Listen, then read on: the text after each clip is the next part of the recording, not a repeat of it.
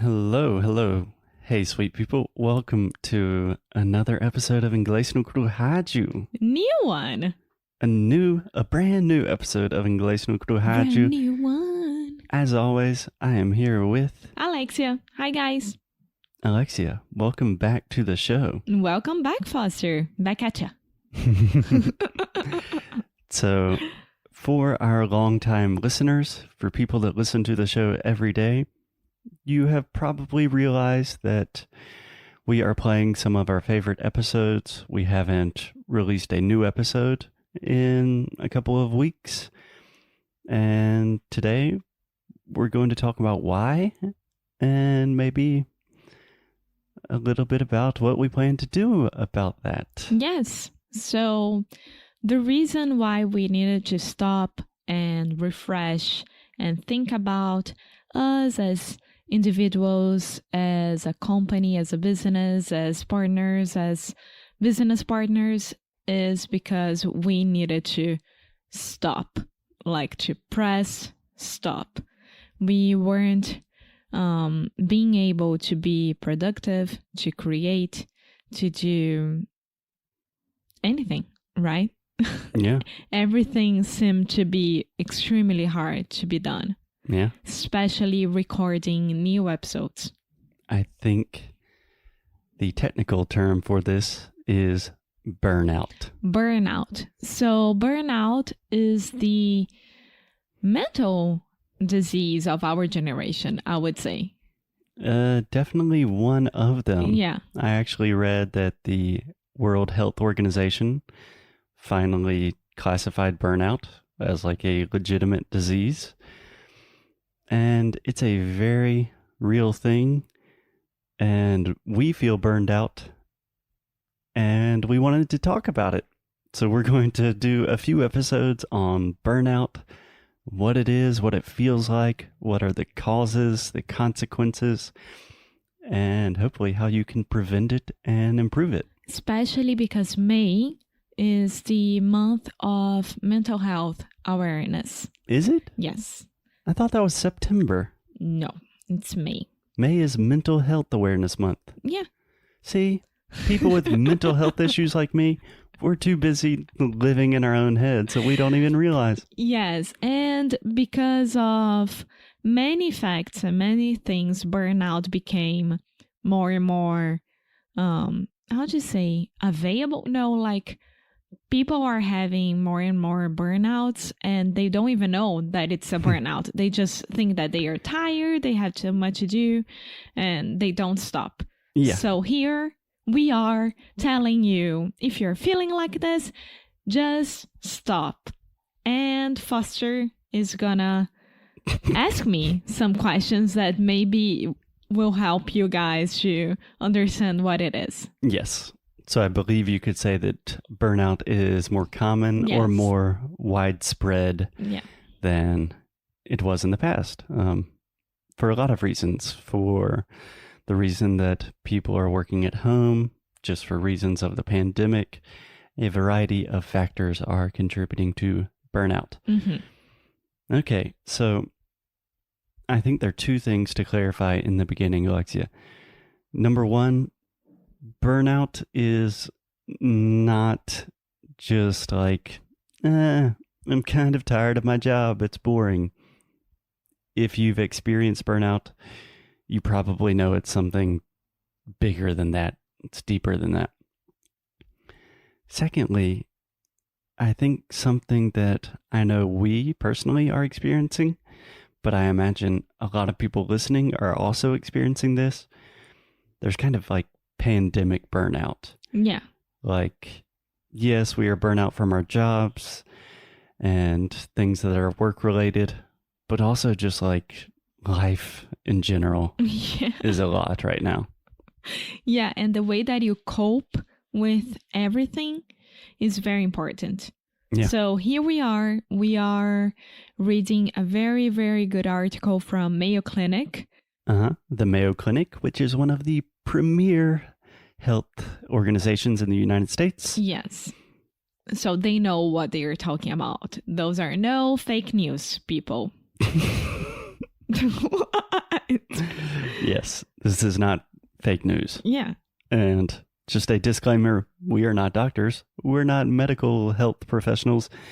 We are just people with our own mental health issues reading an article from actual medical professionals. Yeah. Okay, Alexia, let me ask you a few questions, and these questions are designed to help you identify if you are just having normal stress-related problems with work, or if perhaps you're actually suffering from burnout. Okay. Okay? Alexia, do you lack the energy to be consistently productive? Okay, so I'm gonna answer the way that I was before taking this week's off, all right? Yeah. Okay, because right now I am 100% back. So, Okay. So yes, I was lacking a lot of energy and everything seemed to be a burden. Yeah. So like answering an email, a very simple email from one of our students, it was like, do I really need to do that? And every single thing seemed to be a burden. Yeah. Do you want to explain the word burden just a little bit?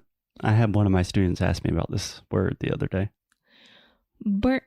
What's the translation in Portuguese is I think I would say peso.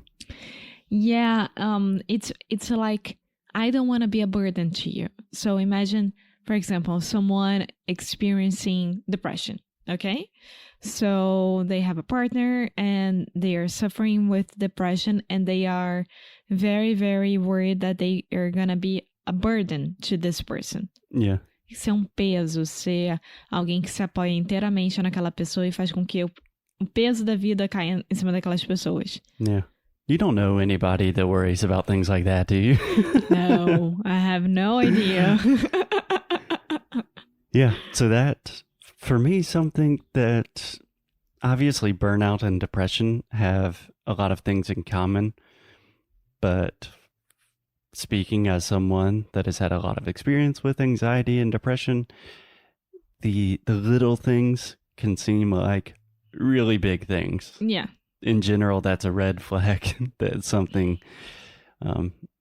probably needs attention. Yeah, exactly. Okay, another question for you, Alexia.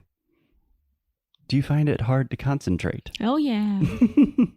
But I was finding hard to concentrate even when I'm not burnout. Imagine being burnout. Yep. So, yeah, I mean, it was awful. And for everything. Because burnout, for me, it was completely correlated to work. Mm-hmm. And of course, that the pandemic had a lot to do with it, of course. But like, if Foster asked me, Alexa, can you write an email to Inglês no Rádio? I would stare at the empty email thing and I couldn't write anything. Yeah. It was horrible. I know the feeling. Okay, so you definitely had a difficult time being productive, a difficult time concentrating. Everything's correlated. Correlated. Yeah, if you're not productive, you can't have a good concentration. Yeah, I think in that case, I would just say related or connected. Okay. Yeah. Another question. Do you feel a lack of satisfaction about your achievements? I wasn't achieving anything. So, I mean, yeah, no satisfaction, no motivation. So why am I working? Why am I doing what I do? Yeah. So this is one that I think I suffer with maybe a little bit more than you. So for example, if something really good happens at work, I don't know, a student sends us a lovely email, or a student stopped us in the street the other day here in Porto. André. Daniel. Daniel. Quem é André? Não sei. Yeah, a very nice boy named Danielle stopped us in the street and was like, hey guys, I listen to your show all the time.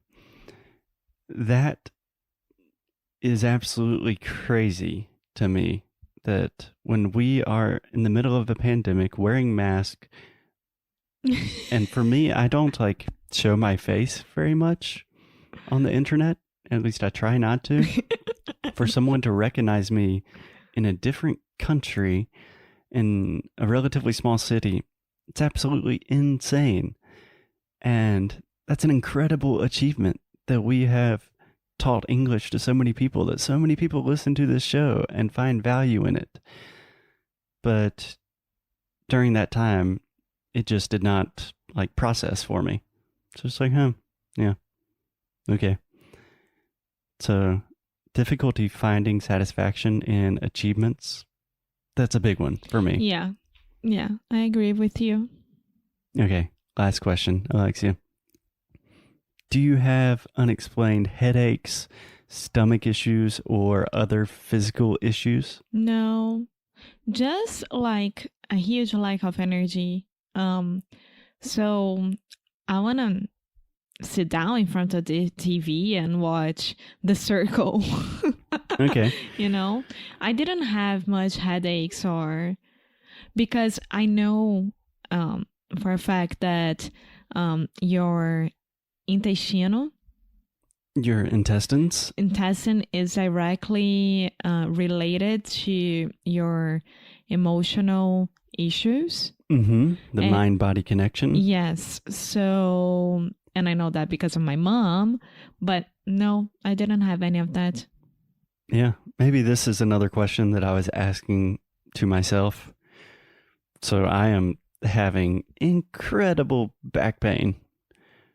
There is some explanation for that back pain, but it's like, geez, out of nowhere, my back is hurting so bad.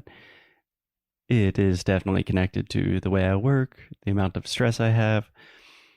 So burnout can cause serious physical problems. Yes, as well. Can cause gastro. I have no idea how to say that. I need to watch Chicago Med again. Gastrointestinal issues. Appendicitis.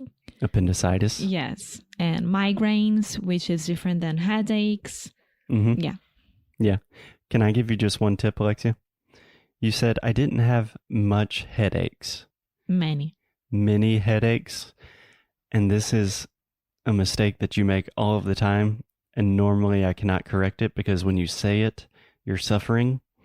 But you always say, I'm with headache. I'm with headache. And I'm like, meu amor, is there anything I can do for you? I have headache. I have a headache. Okay, I have a headache. Yeah. Or yesterday, I had a really bad headache. Okay. You can't say yesterday I was with bad headache. That's a direct Portuguese translation. Yeah. Okay. So with these questions, I think it is pretty safe to say that we were definitely experiencing burnout. Then we took a break. We stopped recording new episodes for a few weeks. We took a kind of mini vacation for almost a week. I had to correct myself. I do have pain. I have pelvic pain. Yes, you do. Yes, because of that. And it's still a new thing for me. And I didn't have a good time accepting it. Mm-hmm. But yeah, here I am, burnout with pelvic pain. And I need to start physiotherapy. Physical therapy. Which I already do 3 times a week. Yeah, but it's different. So, yeah, I think that most girls here, most women, they don't even know about it because I never heard someone having it. So, hey girls, here I am talking about it. Hey girls. So I have pelvic pain, which is me having to go to a pelvic physiotherapy specialist. Sure. Is that how it's called? I believe so. I'm very bad at medical vocabulary, both in English and Portuguese. Yeah. So I need to start doing physiotherapy there. Physical therapy. Yeah. And because of burnout. So no, I didn't have migraines, headaches, or anything like that. But because of everything that was happening last year and this year, and because of work, I have pelvic pain now. Yeah. Something that I think most people, first, I really appreciate your honesty. We always try to be open on this show. It's not easy. But I think something that almost everyone underestimates is the physical consequences of stress. Stress quite literally kills your body in some way or another. Maybe it will not be direct, I have neck pain from sitting at the computer, but it will appear in your body somehow. Yeah. Okay. So Alexia, we were burnout. We took a break. We took a vacation where we were completely away from work for a week. We're back. We're feeling a little bit better. I would say you said you're back at 100%. That's awesome. Congratulations. Yeah, I'm 100% happy to be back and to create a new routine and make sure that we take care of ourselves. That's why I said I'm 100%. Yeah. So it's a process. It's not something that you can recover from in 1 week. But this is something we continue to plan on talking about on the show. We want to do a few episodes on burnout. In the next few episodes, we'll talk more about some of the consequences of burnout, how to deal with it, how to prevent it, how to identify it. And we would love to hear your stories about burnout. If you think you might be experiencing burnout, please send an email. Well, first of all, probably talk to a medical professional. Yes. But also get in touch. Tell us about your experience. You can do that via our Instagram, @inglês or just send me or Alexia an email. Yeah. Cool. Alexia, any last words to add today? It's okay to be burnout. It's okay not to be okay. Yeah, exactly. Okay. Good to be back, Alexia. As always, keep up the good fight. And lose well.